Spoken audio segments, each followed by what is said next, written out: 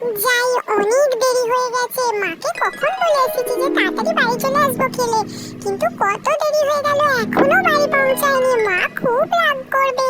আর এই গাড়িটাও হয়েছে, আমার মতো একটা ছোট্ট ছেলেকে চাপিয়ে নিয়ে যাচ্ছে, তাও যেন যেতে পারছে না। চ তাড়াতাড়ি চ, মা না হলে আমাকেও বকবে আর তোকেও বকবে, আর বলবে এতক্ষণ বাইরে কি করছিলিস।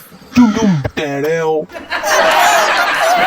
এই সময় তোর চাকা খুলে গেল, কি করছিস আজকে? মনে হচ্ছে তুই আমাকে আমার মায়ের কাছে মার খাইয়েই ছাড়বি। দাঁড়া, চাকাটা লাগিয়ে দিই বাবা।